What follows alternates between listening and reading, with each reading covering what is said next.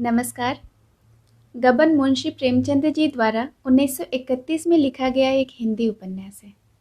इस उपन्यास के माध्यम से मुंशी जी ने निम्न मध्यम वर्ग के भारतीय युवाओं में गिरते नैतिक मूल्यों को दिखाने की चेष्टा की है। एक व्यक्ति संभ्रांत वर्ग की दुनिया से किस तरह आकर्षित होकर एक अमीर व्यक्ति के रूप में अपनी झूठी छवि बनाए रखना चाहता है और ऋणों के जाल में फंसकर किस तरह अंततः वह गबन करने पर मजबूर हो जाता है, इसे मुंशी जी ने बहुत ही बखूबी से इस उपन्यास में बताया है। आज सुनेंगे कहानी का चौथा भाग। पहले 3 भागों की कहानी संक्षेप में कुछ इस प्रकार से है। जल्पा को गहनों से प्यार है। रमानाथ की आर्थिक स्थिति ऐसी नहीं है कि वह जल्पा के गहनों की सारी इच्छा पूरी कर सके। गहने चोरी होने के बाद तो जल्पा ने जैसे जीना ही छोड़ दिया था। न किसी से हंसना, न बोलना, न मिलना, न जुलना। रमानाथ को अब नौकरी की ज़रूरत आ पड़ी थी। अपने मित्र रमेश बाबू की मदद से उसे म्यूनिसिपैलिटी में नौकरी मिल जाती है।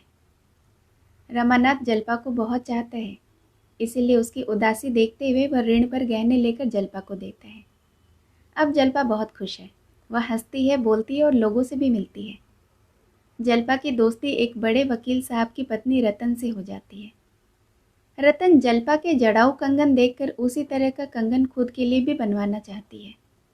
रमानाथ से कहती है कि वह कंगन के दाम देगी, लेकिन ठीक वैसा ही कंगन वह रतन के लिए भी बनवा दे। अब सुनते हैं आगे की कहानी। रतन ने निमंत्रण स्वीकार किया और दोनों आदमी विदा हुए।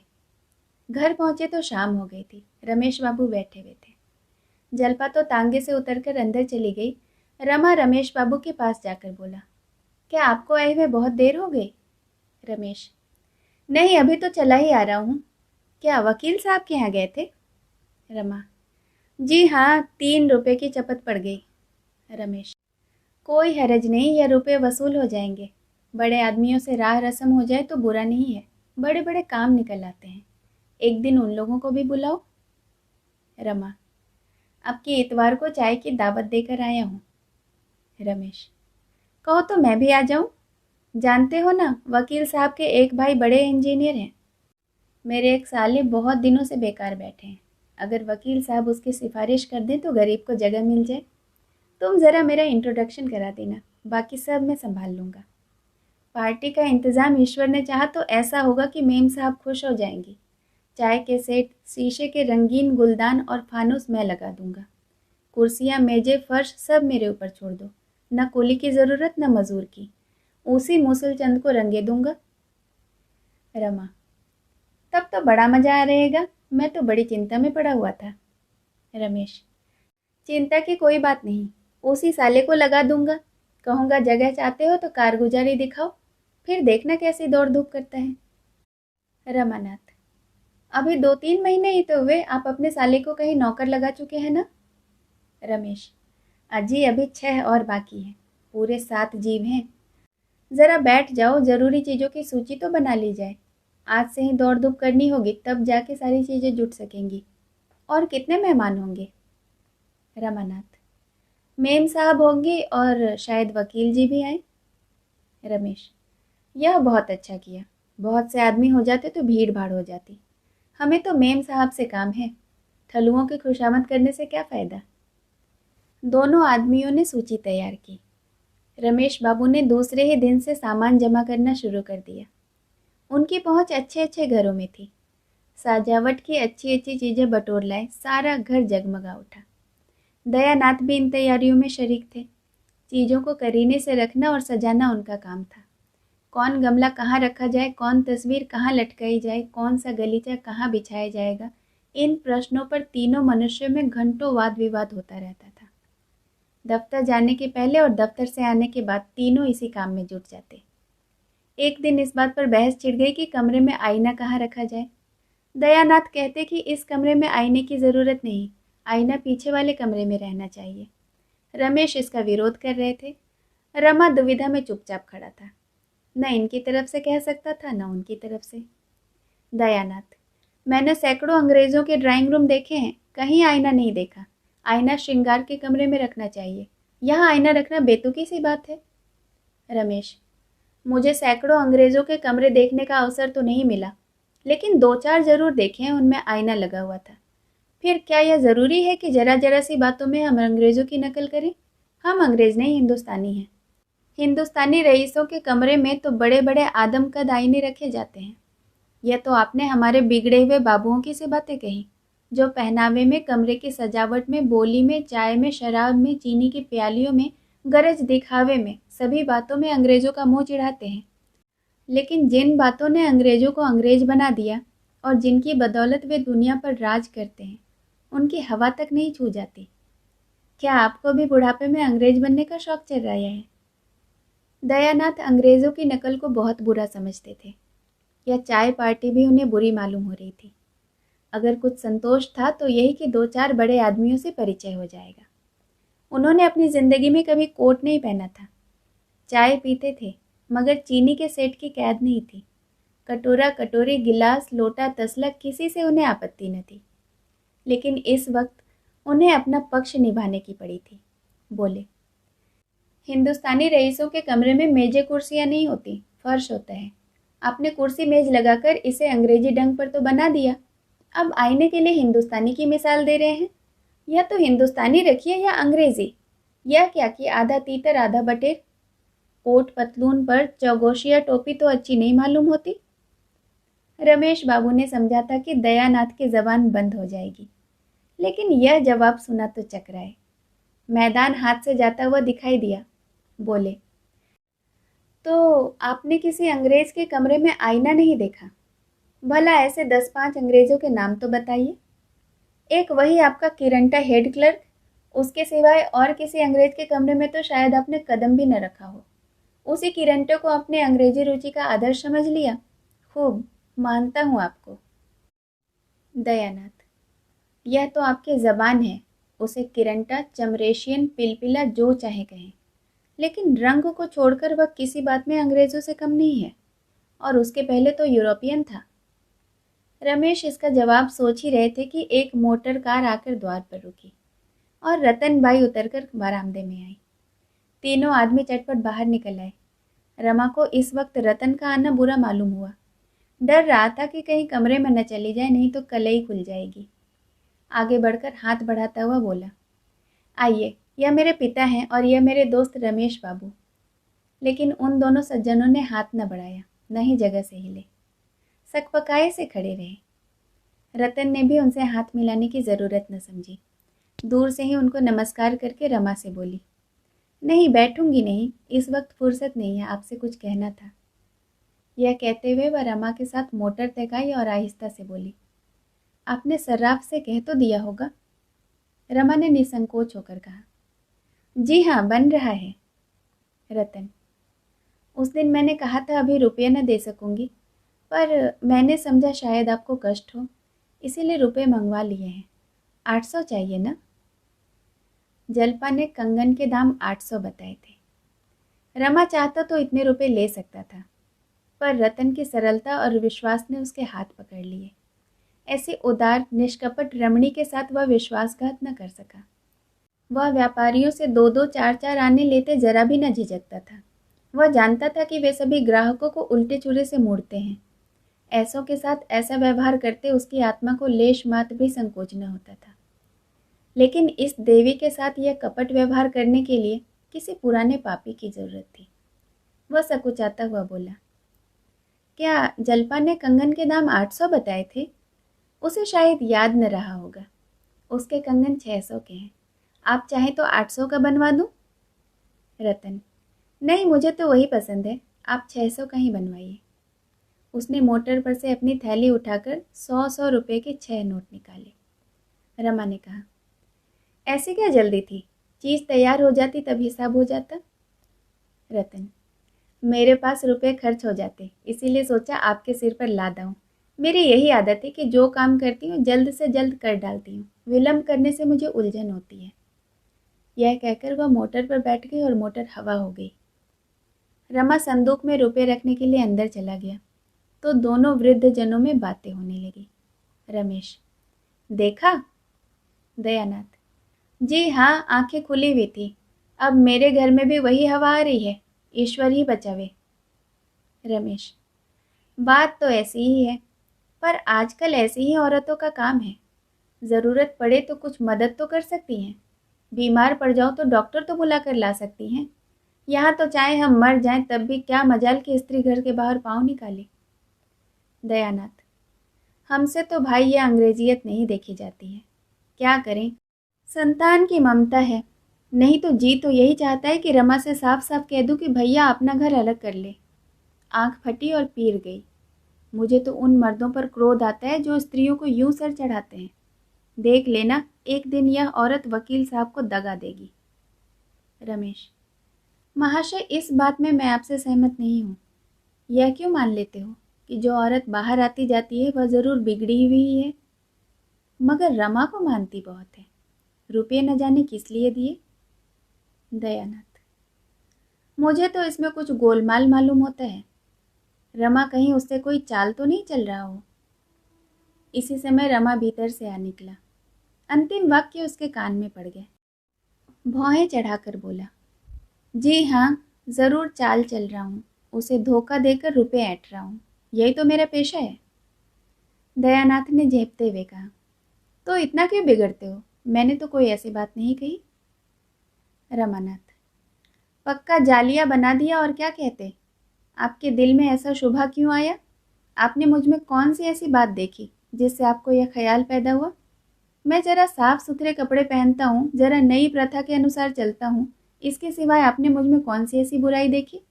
मैं जो कुछ खर्च करता हूँ ईमान से कमा कर खर्च करता हूँ। जिस दिन धोखे और फरेब की नौबत आएगी जहर खाकर प्राण दे दूंगा। हाँ, यह बात ज़रूर है कि किसी को खर्च करने की तमीज़ होती है, किसी को नहीं होती है। पर वह अपनी सद्बुद्धि है। अगर आप इसे धोखेबाजी समझे तो आपको अख्तियार है। जब आपकी तरफ से मेरे विषय में ऐसे संशय होने लगे तो मेरे लिए यही अच्छा है कि मुंह में कालिख लगाकर कहीं निकल जाऊं। रमेश बाबू यहाँ मौजूद हैं। आप इनसे मेरे विषय में जो कुछ पूछना चाहें पूछ सकते हैं। यह मेरे खातिर झूठ न बोलेंगे। सत्य के रंग में रंगी हुई इन बातों ने दयानाथ को आश्वस्त कर दिया। बोले, जिस दिन मुझे मालूम हो जाएगा कि तुमने यह ढंग अख्तियार कर लिया है, उसके पहले मैं मुंह में कालिख लगाकर निकल जाऊंगा। तुम्हारा बढ़ता हुआ खर्च देखकर मेरे मन में संदेह हुआ था। मैं इसे नहीं छिपाता हूँ। लेकिन जब तुम कह रहे हो कि तुम्हारी नीयत साफ है तो मैं संतुष्ट हूँ। मैं केवल इतना ही चाहता हूँ कि मेरा लड़का चाहे गरीब रहे पर नीयत न बिगाड़े। मेरे ईश्वर से यही प्रार्थना है कि वह तुम्हें सत्य पथ पर रखे। रमेश ने मुस्कुरा कर कहा, अच्छा, यह किस्सा तो हो चुका। अब यह बतलाओ कि उसने तुम्हें रुपये किस लिए दिए? मैं गिन रहा था। 6 नोट थे, शायद 100-100 के थे। रमानाथ, ठग लाया हूँ। रमेश, मुझसे शरारत करोगे तो मार बैठूंगा। अगर जट ही लाए हो तो भी मैं तुम्हारी पीठ ठुकूंगा। जीते रहो, खूब जटो, लेकिन आबरू पर आँच न आने पाए। किसी को कानो कान खबर न हो। ईश्वर से तो मैं नहीं डरता। वह जो पूछेगा उसका जवाब मैं दे दूंगा, मगर आदमी से डरता हूँ। सच बताओ, किस लिए रुपए दिए? कुछ दलाली मिलने वाली हो तो मुझे भी शरीक कर लेना। रमानाथ, जड़ाऊ कंगन बनवाने को कह गई हैं। रमेश, तो चलो मैं एक अच्छे शराब से बनवा दूं। यह झंझट तुमने बुरा मोल ले लिया। औरतों का स्वभाव जानते नहीं, उन्हें किसी पर विश्वास नहीं आता। तुम चाहे 2-4 रुपए अपने पास से ही खर्च कर दो, मगर वह यही समझेंगे कि उसने मुझे लूट लिया। नेक नामी तो शायद ही मिले, हाँ, बदनामी तैयार खड़ी मिलेगी। रमानाथ, आप मूर्ख स्त्रियों की बात कर रहे हैं। शिक्षित स्त्रियां ऐसी नहीं होती। जरा देर बाद रमा अंदर जाकर जल्पा से बोला, अभी तुम्हारी सहेली रतन आई थी। जल्पा, सच? तब तो बड़ा गड़बड़ हुआ होगा। यहाँ तो कुछ तैयारी ही नहीं थी। रमानाथ, कुशल यही हुई कि वह कमरे में नहीं आई। कंगन के रुपए देने आई थी। तुमने उन्हें 800 रुपये बताए थे, मैंने 600 लिए। जल्पा ने झेपते हुए कहा, मैंने तो दिल लगी की थी।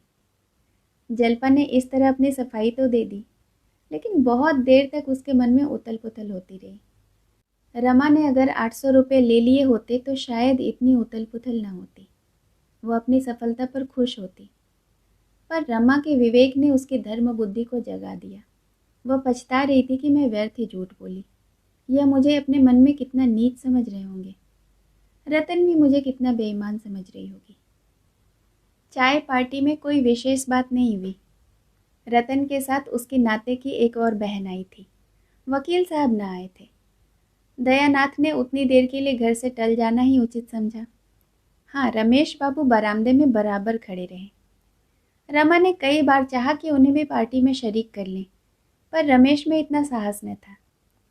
जल्पा ने दोनों मेहमानों को अपनी सास से मिलाया। ये युवतियां उन्हें कुछ ओछी जान पड़ी। उनका सारे घर में दौड़ना, धम धम करके कोठे पर जाना, छत पर इधर उधर उचकना, खिलखिलाकर हंसना उन्हें हुड़दंग पल मालूम होता था। उनकी नीति में बहू बेटियों को भारी और लज्जाशील होना चाहिए था। आश्चर्य यह था कि आज जल्पा भी उन्हीं में मिल गई थी। रतन ने आज कंगन की चर्चा तक नहीं की। अभी तक रमा को पार्टी की तैयारियों से इतनी फुर्सत ही नहीं मिली थी कि गंगू की दुकान तक जाता। उसने समझा था कि गंगू को 600 रुपये दे दूंगा तो पिछले हिसाब में जमा हो जाएंगे, केवल 250 रुपये रह जाएंगे। इस नए हिसाब में 600 और मिलाकर फिर 800 रह जाएंगे। इस तरह उसे अपनी शाख जमाने का सुअवसर मिल जाएगा। दूसरे दिन रमा खुश होता हुआ गंगू की दुकान पर पहुंचा और रौब से बोला, क्या रंग ढंग है महाराज, कोई नई चीज बनवाई है इधर? रमा के टाल मटोल से गंगू इतना विरक्त हो रहा था कि आज कुछ रुपए मिलने की आशा भी उसे प्रसन्न न कर सकी। शिकायत के ढंग से बोला, बाबू साहब, चीजें कितनी आई और गई, आपने तो दुकान पर आना ही छोड़ दिया। इस तरह की दुकानदारी हम लोग नहीं करते। 8 महीने हुए आपके यहाँ से 1 पैसा भी नहीं मिला। रमानाथ, भाई, खाली हाथ दुकान पर आते शर्म आती है। हम उन लोगों में से नहीं है जिनका तकाजा करना पड़े। आज यह 600 रुपये जमा कर लो और एक अच्छा सा कंगन भी तैयार कर दो। गंगू ने रुपए लिए और संदूक में रखकर बोला, बन जाएंगे, बाकी रुपये कब तक मिलेंगे? रमा, बहुत जल्द। गंगू, हाँ बाबूजी, अब पिछला हिसाब साफ कर दीजिए। गंगू ने बहुत जल्द कंगन बनवाने का वचन दिया, लेकिन एक बार सौदा करके उसे मालूम हो गया था कि यहाँ से रुपए जल्द वसूल होने वाले नहीं। नतीजा यह हुआ कि रमा रोज तकाजा करता और गंगू रोज हीले करके टालता। कभी कारीगर बीमार पड़ जाता, कभी अपनी स्त्री की दवा करने ससुराल चला जाता, कभी उसके लड़के बीमार हो जाते। 1 महीना गुजर गया और कंगन न बने। रतन के तकाजों से डरकर रमा ने पार्क जाना छोड़ दिया, मगर उसने घर तो देख ही रखा था। इस 1 महीने में कई बार वह तकाजा करने आई। आखिर जब सावन का महीना आ गया तो उसने एक दिन रमा से कहा, वह सुअर बनाकर नहीं देता तो तुम किसी और कारीगर को क्यों नहीं देते थे? रमानाथ, उस पाजी ने ऐसा धोखा दिया कि पूछो मत। बस रोज आजकल किया करता है। मैंने बड़ी भूल की जो उसे पेशगी रुपए दे दिए। अब उससे रुपए निकालना मुश्किल है। रतन, आप मुझे उसकी दुकान दिखा दीजिए, मैं उसके बाप से भी वसूल कर लूँगी। ऐसे बेईमान आदमी को पुलिस में दे देना चाहिए। जल्पा ने कहा, हाँ और क्या, सभी सुनार देर करते हैं, मगर ऐसा नहीं कि रुपए डकार जाएं और चीज के लिए महीने दौड़ाएं। रमा ने सिर खुजलाते हुए कहा, आप 10 दिन और सब्र करें, मैं आज ही उससे रुपए लेकर किसी दूसरे सर्राफ को दे दूंगा। रतन, आप मुझे उस बदमाश की दुकान क्यों नहीं दिखा देते? मैं हंटर से बात करूंगी।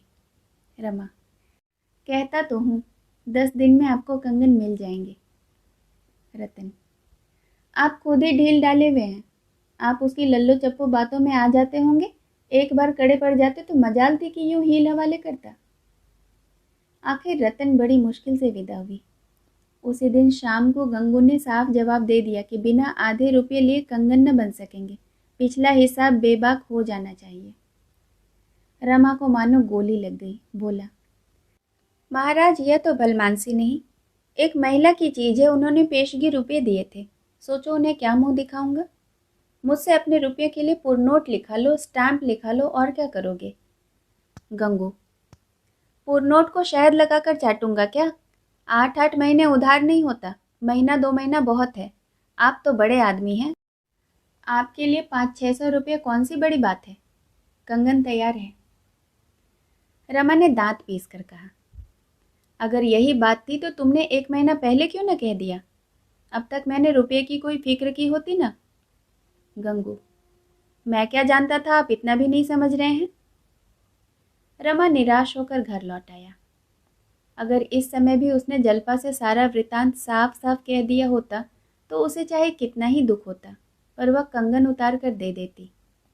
लेकिन रमा में इतना साहस न था। वह अपनी आर्थिक कठिनाइयों की दशा कहकर उसके कोमल हृदय पर आघात न कर सकता था। इसमें संदेह नहीं कि रमा को 100 रुपये के करीब ऊपर से मिल जाते थे और वह किफ़ायत करना जानता तो इन 8-10 महीनों में दोनों सर्राफों के कम से कम आधे रुपये अवश्य दे देता। लेकिन ऊपर की आमदनी थी तो खर्च भी ऊपर का था। जो कुछ मिलता था सैर सपाटे में खर्च हो जाता और सर्राफों का देना किसी एक मुश्त रकम की आशा में रुका हुआ था। कौड़ियों से रुपये बनाना वाणिकों का ही काम है। बाबू लोग तो रुपये की कौड़ियाँ ही बनाते हैं। कुछ रात जाने पर रमा ने एक बार फिर सर्राफे का चक्कर लगाया। बहुत चाहा किसी सर्राफे को झांसा दे दूं, पर कहीं दाल न गली। बाजार में बेतार की खबरें चला करती हैं। रमा को रात भर नींद न आई। यदि आज उससे 1000 का रुक्का लिखाकर कोई 500 भी दे दे तो वह निहाल हो जाता। पहचान वालों में उसे ऐसा कोई नजर न आता था। अपने मिलने वालों में उसने सभी से अपनी हवा बांध रखी थी। खिलाने पिलाने में खुले हाथों रुपया खर्च करता था। अब किस मुंह से अपनी विपत्ति कहे। वह पछता रहा था कि नाहक गंगू को रुपए दे दिए। गंगू नालिश करने तो जाता न था। इस समय यदि रमा को कोई भयंकर रोग हो जाता तो वह उसका स्वागत ही करता। कम से कम 10-5 दिन की मोहलत और मिल जाती, मगर बुलाने से मौत भी तो नहीं आती। वह तो उसी समय आती है जब हम उसके लिए बिल्कुल तैयार नहीं होते। ईश्वर कहीं से कोई तार ही भिजवा दे। कोई ऐसा मित्र भी नजर नहीं आता था जो उसके नाम फर्जी तार भेज देता। वह इन्हीं चिंताओं में करवटें बदल रहा था कि जल्पा की आंख खुल गई। रमा ने तुरंत चादर से मुंह छिपा लिया, मानो बेखबर सो रहा हो। जल्पा ने धीरे से चादर हटाकर उसका मुंह देखा और उसे सोता पाकर ध्यान से उसका मुंह देखने लगी। जागरण और निद्रा का अंतर उससे छिपा न रहा। उसे धीरे से हिलाकर बोली, क्या अभी तक जाग रहे हो? रमानाथ, क्या जाने क्यों नींद नहीं आ रही। पड़े पड़े सोचता था कुछ दिनों के लिए कहीं बाहर चला जाऊं, कुछ रुपये कमा लाऊं। जल्पा, मुझे भी लेते चलोगे ना? रमानाथ, तुम्हें परदेश में कहाँ लिए लिए फिरूंगा? जल्पा, तो मैं यहाँ अकेली रह चुकी, 1 मिनट भी नहीं रहूंगी, मगर जाओगे कहाँ? रमानाथ, अभी कुछ निश्चय नहीं किया हूँ। जल्पा, तो क्या सचमुच ही तुम मुझे छोड़कर चले जाओगे? मुझसे तो 1 दिन भी न रहा जाएगा। मैं समझ गई, तुम मुझसे मोहब्बत नहीं करते, केवल मुंह देखे की प्रीति करते हो। रमानाथ, तुम्हारे प्रेम पाश ने ही मुझे बांध रखा है, नहीं तो कब का चला गया होता। जल्पा, बातें बना रहे हो। अगर मुझसे सच्चा प्रेम होता तो तुम मुझसे कुछ भी पर्दा न रखते। तुम्हारे मन में ज़रूर कोई ऐसी बात है जो तुम मुझसे छिपा रहे हो।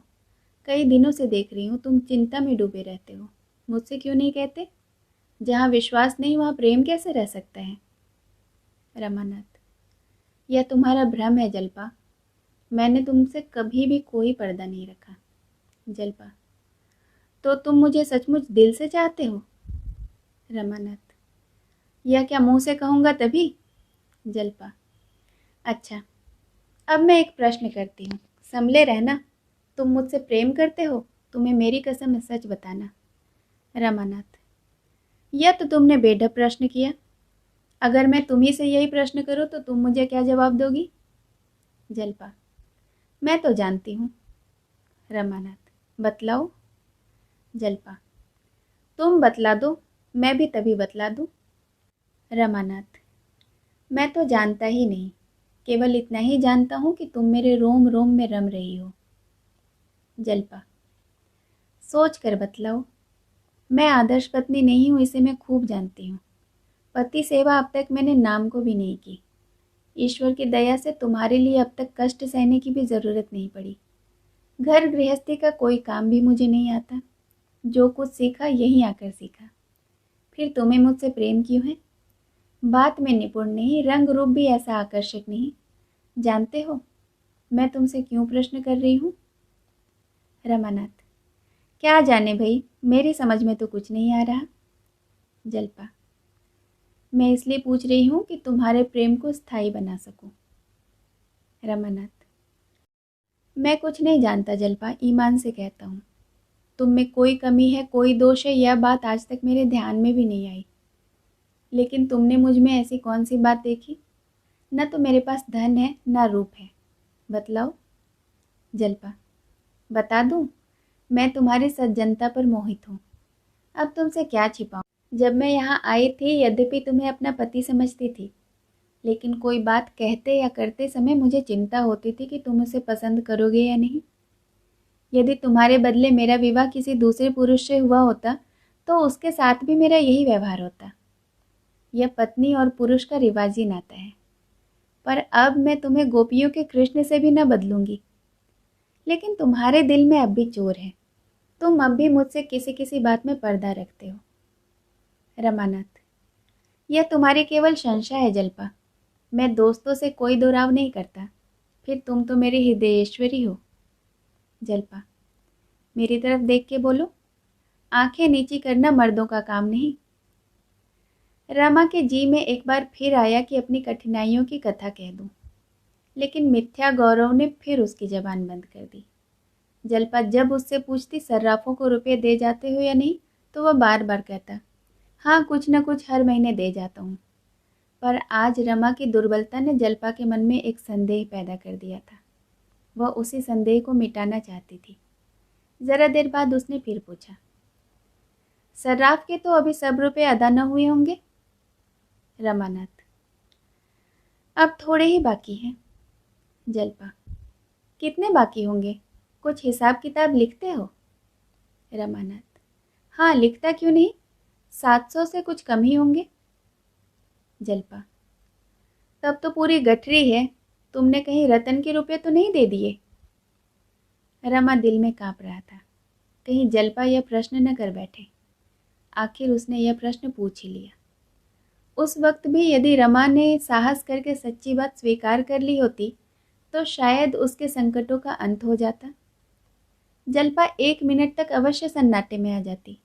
संभव है क्रोध और निराशा के आवेश में 2-4 कटु शब्द मुंह से निकालती, लेकिन फिर शांत हो जाती।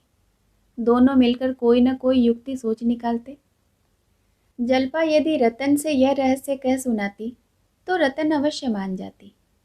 पर हाय रे आत्मगौरव! रमा ने यह बात सुनकर ऐसा मुंह बना लिया कि मानो जल्पा ने उस पर कोई निष्ठुर प्रहार किया हो। बोला, रतन के रुपये क्यों दे देता? आज चाहूं तो 2-4 हजार का माल ला सकता हूँ। कारीगरों की आदत देर करने की होती है। सुनार की खटाई मशहूर है, बस और कोई बात नहीं। 10 दिन में या तो चीज ले ही आऊंगा या रुपये वापस कर दूंगा। मगर यह शंका तुम्हें क्यों हुई? पराई रकम भला मैं अपने चीज में कैसे खर्च कर लेता? जल्पा, कुछ नहीं, मैंने यूं ही पूछा था। जल्पा को थोड़ी देर में नींद आ गई, पर रमा फिर किसी उधेड़ बुन में पड़ा। कहाँ से रुपये लाए? अगर वह रमेश बाबू से साफ साफ कह दे तो वह किसी महाजन से रुपये दिला देंगे, लेकिन नहीं, वह उनसे किसी तरह न कह सकेगा। उसमें इतना साहस न था। उसने प्रातःकाल नाश्ता करके दफ्तर की राह ली। शायद वहाँ कुछ प्रबंध हो जाए। कौन प्रबंध करेगा, इसका उसे ध्यान न था। जैसे रोगी वैद्य के पास जाकर संतुष्ट हो जाता है, पर यह नहीं जानता कि मैं अच्छा होऊंगा या नहीं। यही दशा इस समय रमा की थी। दफ्तर में चपरासी के सिवाय और कोई न था। रमा रजिस्टर खोलकर अंकों की जांच करने लगा। कई दिनों से मिजान नहीं दिया गया था, पर बड़े बाबू के हस्ताक्षर मौजूद थे। अब मिजान दिया तो 2500 निकलेंगे। एकाएक उसे बात सूझी, क्यों न 2500 की जगह मिजान 2000 लिख दूं। रसीद वही की जांच कौन करता है। अगर चोरी पकड़ी भी गई तो कह दूंगा मिजान लगाने में गलती हो गई। मगर इस विचार को उसने मन में टिकने न दिया। इस भय से कि कहीं चित्त चंचल न हो जाए, उसने पेंसिल के अंकों पर रोशनाई उधर दी और रजिस्टर को दराज में बंद करके इधर उधर घूमने लगा। इक्की दुक्की गाड़ियां आने लगी। गाड़ी वालों ने देखा बाबू साहब आज यही हैं, तो सोचा जल्दी चुंगी देकर छुट्टी कर जाए। रमा ने इस कृपा के लिए दस्तूरी की दूनी रकम वसूल की और गाड़ी वालों ने शौक से दी, क्योंकि यही मंडी का समय था। और 12-1 बजे तक चुंगी घर से फुर्सत पाने की दशा में 24 घंटे का हर्ज होता था। मंडी 10-11 बजे के बाद बंद हो जाती थी। दूसरे दिन का इंतज़ार करना पड़ता। अगर भाव रुपये में आधा पाव भी गिर गया तो सैकड़ों के मत्थे गई। 10-5 रुपये का बल खा जाने में उन्हें क्या आपत्ति हो सकती थी। रमा को आज यह नई बात मालूम हुई। सोचा आखिर सुबह को मैं घर पर ही बैठा रहता हूँ, अगर यहाँ आकर बैठ जाऊँ तो रोज़ 10-5 रुपये हाथ आ जाएं, फिर तो 6 महीने में सारा झगड़ा साफ हो जाए। मान लो रोज़ या चांदी न होगी, 15 दिन ही सही, 10 मिलेंगे, 5 मिलेंगे। अगर रोज़ सुबह 5 रुपये मिल जाएं और इतने ही दिन भर में और मिल जाएं, तो 5-6 महीने में मैं ऋण मुक्त हो जाऊंगा। उसने दराज खोलकर फिर रजिस्टर निकाला। यह हिसाब लगा लेने के बाद अब रजिस्टर में उधर फेर करना उसे इतना भयंकर न जान पड़ा। नया रंगरूट जो पहले बंदूक की आवाज़ से चौंक पड़ता है, आगे चलकर गोलियों की वर्षा में भी नहीं घबराता। रमा दफ्तर बंद करके भोजन करने घर जाने ही वाला था कि बिसाती का ठेला आ पहुंचा। रमा ने कहा, लौट कर चुंगी लूँगा। बिसाती ने मिकैती करनी शुरू कर दी। उसे कोई बड़ा ज़रूरी काम था। आखिर 10 रुपये पर मामला ठीक हुआ। रमा ने चुंगी ली, रुपये जेब में रखे और घर चला। 25 रुपये केवल 2.5 घंटे में आ गए। अगर 1 महीने भी यह औसत रहे तो पल्ला पार है। उसे इतनी खुशी हुई कि वह भोजन करने घर न गया, बाजार से भी कुछ नहीं मंगवाया। रुपये भुनाते हुए उसे 1 रुपया कम हो जाने का ख्याल हुआ। वह शाम तक बैठा काम करता रहा। 4 रुपये और वसूल हो गए। चिराग जले वह घर चला तो उसके मन पर से चिंता और निराशा का बहुत कुछ बोझ उतर चुका था। आज 10 दिन यही तेजी रही तो रतन से मुंह चुराने की नौबत न आएगी। 9 दिन गुजर गए। रमा रोज प्रातः दफ्तर जाता और चिराग जले लौटता। वह रोज यही आशा लेकर जाता कि आज कोई बड़ा शिकार फंस जाएगा, पर वह आशा पूरी न होती। इतना ही नहीं, पहले दिन की तरह फिर कभी उसका भाग्य का सूर्य न चमका। फिर भी उसके लिए कुछ कम श्रेय की बात नहीं कि 9 दिनों में उसने 100 रुपये जमा कर लिए थे। उसने 1 पैसे का भी पान न खाया था। जलपा ने कई बार कहा कि चलो घूम आवे, तो उसे भी अपनी बातों से टाला। बस कल का दिन और था। कल आकर रतन कंगन मांगेगी तो उसे क्या जवाब देगा। दफ्तर से आकर वह इसी सोच में बैठा हुआ था कि क्या वह 1 महीना के लिए और न मान जाएगी। इतने दिन वह और न बोलती तो शायद वह उससे उऋण हो जाता। उसे विश्वास था कि मैं उससे चिकनी चुपड़ी बातें करके राजी कर लूँगा। अगर उसने जिद की तो मैं उसे कह दूंगा कि सर्राफ रुपये नहीं लौटाता। सावन के दिन थे, अंधेरा हो चला था। रमा सोच रहा था रमेश बाबू के पास चलकर 2-4 बाजियां खेलाऊं, मगर बादलों को देख देख कर रुक जाता था। इतने में रतन ना पहुंची। वह प्रसन्न न थी। उसकी मुद्रा कठोर हो रही थी। आज वह लड़ने के लिए घर से तैयार होकर आई है और मुरव्वत और मुलाहजे की कल्पना को भी कोसों दूर रखना चाहती है। जलपा ने कहा, तुम खूब आई, आज मैं भी जरा तुम्हारे साथ घूम आऊंगी। इन्हें काम के बोझ से आजकल सिर उठाने की फुर्सत नहीं रहती। रतन ने निष्ठुरता के साथ कहा, मुझे आज तो बहुत जल्दी घर लौटना है। बाबूजी को कल की याद दिलाने के लिए आई हूँ। रमा उसका लटका हुआ मुंह देखकर मन ही मन सहम रहा था। किसी तरह उसे प्रसन्न करना चाहता था। बड़ी तत्परता से बोला, जी हाँ, खूब याद है। अभी सर्राफ की दुकान से चले आ रहा हूँ। रोज़ सुबह शाम घंटे भर हाजिरी देता हूँ, मगर इन चीज़ों में समय तो बहुत लगता है। दाम है तो कारीगरी के, मालियत देखिए तो कुछ भी नहीं। 2 आदमी लगे हुए हैं, पर शायद अभी 1 महीने से कम में चीज़ तैयार न हो, पर होगी लाजवाब, जी खुश हो जाएगा। पर रतन जरा भी न पिघली, तुनक कर बोली, अच्छा, अभी 1 महीना और लगेगा?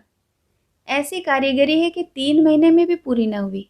आप उससे कह दीजिएगा कि मेरे रुपये वापस कर दे। आशा के कंगन देवियाँ पहनती होंगी, मेरे लिए ज़रूरत नहीं। रमा, 1 महीना ना लगेगा, मैं जल्दी ही बनवा दूंगा। 1 महीना तो मैंने अंदाजन कह दिया था। अब थोड़ी ही कसर रह गई है। कई दिनों से तो नगीने की तलाश कर रहे हैं वे लोग।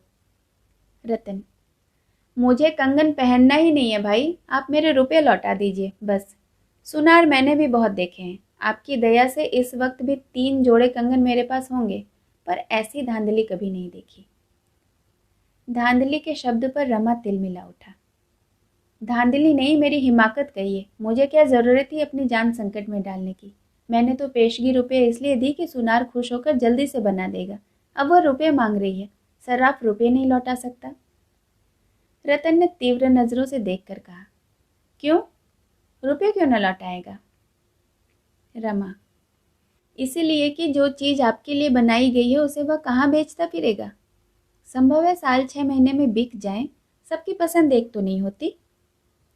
रतन ने त्योरियां चढ़ाकर कहा, मैं कुछ नहीं जानती, उसने देर की है, उसे दंड भोगना पड़ेगा।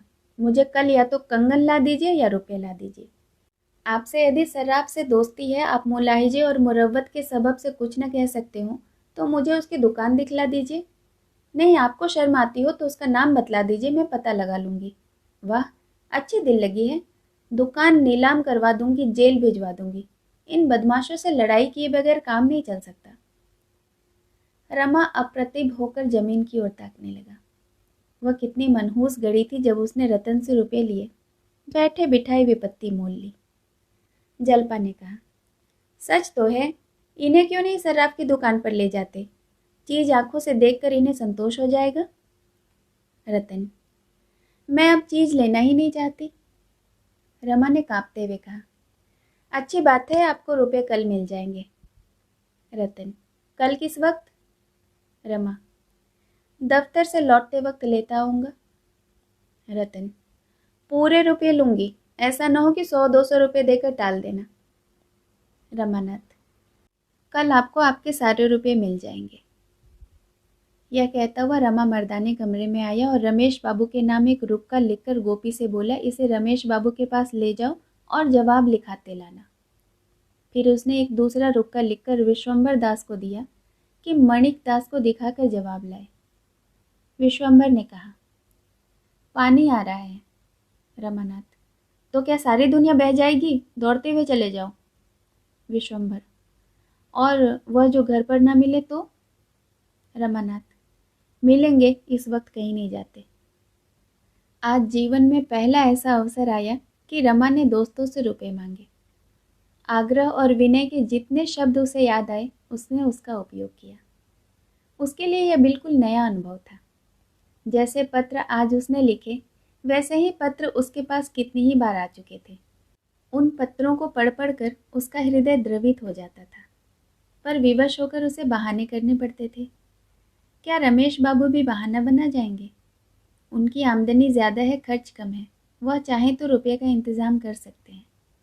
क्या मेरे साथ इतना सुलूक भी न करेंगे? अब तक दोनों लड़के लौट कर भी नहीं आए। वह द्वार पर टहलने लगा। रतन की मोटर अभी तक खड़ी थी। इतने में रतन बाहर आई और उसे टहलते देखकर भी कुछ बोली नहीं। मोटर पर बैठी और चल दी। दोनों कहाँ रह गए अब तक? कहीं खेलने तो नहीं लग गए? शैतान ही तो हैं। जो कहीं रमेश रुपये दे दे तो चांदी है। मैंने 200 नाहक मांगे, शायद इतने रुपये उनके पास न हो। ससुराल वालों की नोच खसोट से कुछ रहने पाता होगा तब तो देंगे। मणिक चाहे तो 1500 दे सकता है, लेकिन देखा जाएगा, आज उसकी परीक्षा हो जाएगी। आज अगर इन लोगों ने रुपये न दिए तो फिर कभी इनकी एक बात न पूछूंगा। किसी का नौकर नहीं हूँ कि जब शतरंज खेलने बुलाए मैं दौड़े चला जाऊं। रमा किसी के आहट पाता तो उसका दिल जोरों से धड़कने लगता। आखिर विश्वंभर लौटा। मणिक ने लिखा था, आजकल बहुत तंग हूँ, मैं तो तुम्ही से मांगने वाला था। रमा ने पुर्जा फाड़ कर फेंक दिया। मतलबी कहीं का। अगर सब इंस्पेक्टर ने मांगा होता तो पुर्जा देखते ही रुपया लेकर दौड़ता। खैर, देखा जाएगा। चुंगी के लिए माल तो आएगा ही, इसकी कसर तब निकलेगी। इतने में गोपी भी लौटा। रमेश ने लिखा था, मैंने अपने जीवन में 2-4 नियम बना लिए हैं और बड़ी कठोरता से उनका पालन करता हूँ। उनमें से एक नियम यह भी है कि मित्रों से लेन देन का व्यवहार न करूँगा। अभी तुम्हें अनुभव नहीं हुआ है, लेकिन कुछ दिनों में हो जाएगा कि जहाँ मित्रों से लेन देन शुरू हुआ वहाँ मनमुटाव होते देर नहीं लगती। तुम मेरे प्यारे दोस्तों, मैं तुमसे दुश्मनी नहीं करना चाहता, इसीलिए मुझे क्षमा करो। रमा ने इस पत्र को भी फाड़कर फेंक दिया और कुर्सी पर बैठकर दीपक की ओर टकटकी बांधकर देखने लगा। दीपक उसे दिखाई देता था, इसमें संदेह है। इतनी ही एकाग्रता से वह कदाचित आकाश की काली अभेद मेघ राशि की ओर ताकता। मन की एक दशा वह भी होती है जब आंखें खुली होती हैं और कुछ सूझता नहीं, कान खुले होते हैं और कुछ सुनाई नहीं देता। संध्या हो गई थी। म्यूनिसिपैलिटी के आहते में सन्नाटा छा गया था। कर्मचारी एक एक करके आ रहे थे और जा रहे थे। मेहतर कमरों में झाड़ू लगा रहा था। चपरासियों ने भी जूते पहनना शुरू कर दिया। खोचे वाले दिन भर की बिक्री के पैसे गिन रहे थे, पर रमानाथ अपनी कुर्सी पर बैठा रजिस्टर लिख रहा था। आज भी वह प्रातःकाल आ गया था, पर आज भी कोई बड़ा शिकार न फंसा। वही 10 रुपये मिलकर रह गए। अब अपनी आबरू बचाने के लिए उसके पास उपाय ही क्या था। रमा ने रतन को झांसा देने की ठान ली थी। वह खूब जानता था कि रतन की यह अधीरता केवल इसलिए है कि शायद उसके रुपए मैंने खर्च कर दिए हैं। अगर उसे मालूम हो जाए कि उसके रुपए तत्काल मिल सकते हैं तो वह शांत हो जाएगी। रमा उसे रुपये से भरी थैली दिखाकर उसका संदेह मिटा देना चाहता था। वह खजांची साहब के चले जाने की राह देख रहा था। उसने आज जानबूझकर देर की थी। आज की आमदनी के 800 रुपये उसके पास थे। इसे वह अपने घर ले जाना चाहता था। खजांची ठीक 4 बजे उठा। उसे क्या गरज थी कि आज रमा से आज की आमदनी मांगता। रुपये गिनने से ही छुट्टी मिली। दिन भर वही लिखते लिखते और रुपये गिनते गिनते बेचारी की कमर दुख रही थी। रमा को जब मालूम हो गया कि खजांची साहब दूर निकल गए होंगे तो उसने रजिस्टर बंद कर दिया और चपरासी से बोला, थैला उठाओ, चलकर जमा कराएं। चपरासी ने कहा, खजांची बाबू तो चले गए। रमा ने आंखें गाड़ कर कहा, खजांची बाबू चले गए? तुमने मुझसे कहा क्यों नहीं? अभी कितने दूर गए होंगे? चपरासी, सड़क के नुक्कड़ तक पहुंच गए होंगे। रमानाथ, यह आमदनी कैसे जमा होगी? चपरासी, हुक्म हो तो बुला लो। रमानाथ, अजी जाओ भी, अब तक तो नहीं कहा, अब उन्हें आधे रास्ते से बुलाने जाओगे? तुम भी बड़े नीरे हो। खैर, रुपये इसी दराज में रहेंगे, तुम्हारी जिम्मेदारी रहेगी। चपरासी, नहीं बाबू साहब, मैं यहाँ रुपये नहीं रखने दूंगा। सब घड़ी बराबर नहीं जाती। कहीं रुपये उठ जाएं तो मैं बेगुनाह मारा जाऊंगा। सुबेते का ताला भी तो नहीं है यहाँ। रमानाथ, तो फिर ये रुपये कहाँ रखूं? चपरासी, हुजूर अपने साथ लेते जाइए। रमा तो यही चाहता था। एक इक्का मंगवाया, उस पर रुपयों की थैली रखी और घर चला। सोचता था कि अगर रतन भभकी हुई आ गई तो क्या पूछना, कह दूंगा 2-4 दिन की कसर है। रुपये सामने देखकर उसे तसल्ली हो जाएगी। जलपा ने थैली देखकर पूछा, क्या कंगन मिल गया? रमानाथ, अभी तैयार नहीं था, मैंने समझा रुपये लेता चलूं, जिससे उन्हें तस्कीन हो जाए। जलपा, क्या कहा सर्राफ ने? रमानाथ, कहा क्या, आजकल करता है। अभी रतन देवी जी आई नहीं है। जलपा, आती होगी, उसे चैन कहाँ है। जब चिराग जले तक रतन न आई तो रमा ने समझा अब न आएगी। रुपये अलमारी में रख दिए और घूमने चला गया। अभी उसे गए 10 मिनट भी न हुए होंगे कि रतन ना पहुंची। आते ही आते बोली, कंगन तो आ गए होंगे। जलपा, हाँ आ गए हैं, पहन लो। बेचारे कई दफा सर्राफ के पास गए, अभागा देता ही नहीं, हील हवाले करता है। रतन, कैसा सर्राफ है कि इतने दिन से हील हवाले कर रहा है? मैं जानती कि रुपये झमेले में पड़ जाएंगे तो मैं देती ही क्यों। न रुपये मिलते हैं न कंगन मिलता है। रतन ने यह बात कुछ ऐसे अविश्वास के भाव से कही कि जलपा जल उठी। गर्व से बोली, आपके रुपये रखे हुए हैं, जब चाहिए ले जाइए। अपने बस की तो बात है नहीं, आखिर जब सर्राफ देगा तभी तो लाएंगे। रतन, कुछ वादा करता है, कब तक देगा? जलपा, उसके वादों का क्या ठीक, सैकड़ों वादे तो कर चुका है। रतन, तो इसके माने यही है कि अब वो चीज़ न बनाएगा। जलपा, जो समझ लो। रतन, तो मेरे रुपये ही दे दो, बाज आई ऐसे कंगन से। जलपा झमक कर उठी, अलमारी से थैली निकाली और रतन के सामने पटक कर बोली, ये रहे आपके रुपये, ले जाइए। वास्तव में रतन की अधीरता का कारण वही था जो रमा ने समझा था। उसे भ्रम हो रहा था कि इन लोगों ने मेरे रुपए खर्च कर डाले, इसीलिए वह बार बार कंगन का तकाजा करती थी। रुपए देखकर उसका भ्रम शांत हो गया। कुछ लज्जित होकर बोली, अगर 2-4 दिनों का वादा करता हो तो रुपए रहने दो। जल्पा, मुझे तो आशा नहीं कि इतनी जल्दी दे दे। जब चीज़ तैयार हो जाएगी तो रुपए मंगा लिए जाएंगे। रतन, क्या जाने उस वक्त मेरे पास रुपए रहे न रहे। रुपए आते तो दिखाई देते हैं पर जाते दिखाई न देते। न जाने किस तरह उड़ जाते हैं। अपने ही पास रख लो तो क्या बुरा। जल्पा, तो यहाँ भी तो वही हाल है।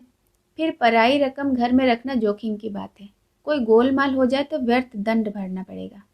मेरे ब्याह के चौथे ही दिन मेरे सारे गहने चोरी चले गए थे। हम लोग जागते ही रहे पर न जाने कब आंख लग गई और चोरों ने अपना काम कर दिया। 10,000 की चपत पड़ गई थी। कहीं वही दुर्घटना फिर न हो जाए। रतन, अच्छी बात है, मैं रुपये लिए जाती हूँ, मगर देखना निश्चिंत न हो जाना। बाबूजी से कह देना सर्राफ का पिंड न छोड़े। रतन चली गई। जल्पा खुश थी कि सिर से बोझ हटा। बहुधा हमारे जीवन पर उन्हीं के हाथों कठोरतम आघात होता है जो हमारे सच्चे हितैषी होते हैं। रमा कोई 9 बजे घूम कर लौटा। जल्पा रसोई बना रही थी, उसे देखते ही बोली, रतन आई थी, मैंने उसके सब रुपए दे दिए। रमा के पैरों के नीचे से मिट्टी खिसक गई। शेष कहानी अगले भाग में। सुनने के लिए बहुत बहुत धन्यवाद। दोस्तों, अगर आप मेरे चैनल को पसंद करते हो तो इसे ज़रूर सब्सक्राइब कीजिए और हाँ, बेल आइकन प्रेस करना मत भूलिए। धन्यवाद।